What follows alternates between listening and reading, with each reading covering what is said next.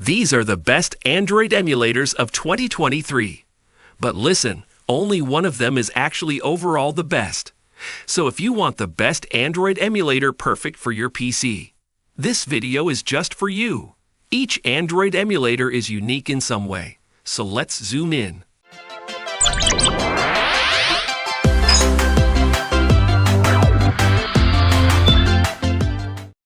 Let's start with the 𝙎𝙪𝙗𝙨 Nebula. This is one of the best Android emulators for low-end PC. If you have a potato PC or laptop, you should try this out. This emulator is designed to run on a low-spec PC. Even if you have 1 GB RAM, it will run smoothly like butter. You don't need to turn on the virtualization. You can still run this Android emulator. So you got the point. This runs on almost any type of PC. This emulator is based on Android 7, which is pretty good, because Android 7 is enough to play most of the Play Store apps.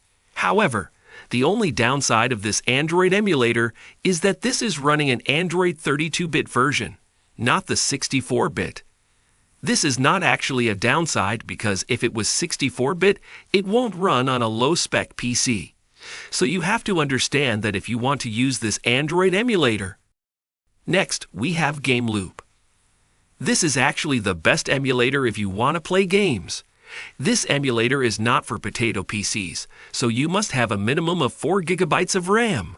If you love playing Play Store games and you have a medium setup without a graphics card, this emulator is made just for you. This emulator reminds me of my good old days, 3 years ago when I started this channel. I used to play PUBG using GameLoop on my potato PC. Now if I go to Task Manager, you can see my PC's performance. So GameLoop is using only 10% of my CPU and 6 GB of my memory. So to run butter smooth, you need 6 GB or 8 GB RAM. This emulator is also based on Android 7, I guess. Now the final emulator, which is LD Player 9. This is an Android emulator which is like really unique because it opens really fast.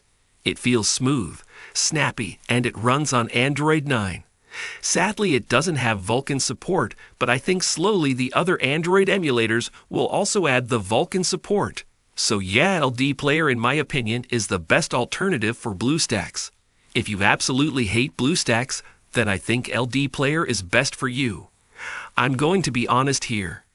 Even though the LD Player is good and is the best alternative for BlueStacks, but after the BlueStacks Android 11 update and the Vulkan support.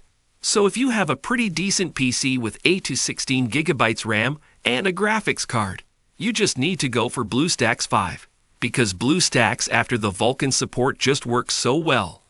Also, you can play almost any game with any app on it. Having Vulkan support in the Android emulator means that it will use a lot more GPU and will use less CPU. So if you don't have a good GPU, then you need to go for either LD Player or GameLoop. So the conclusion is, if you have a potato PC, go for the 𝙎𝙪𝙗𝙨 Nebula. It's the best emulator for you. Alright, if you have a not good GPU, then go for the LD Player.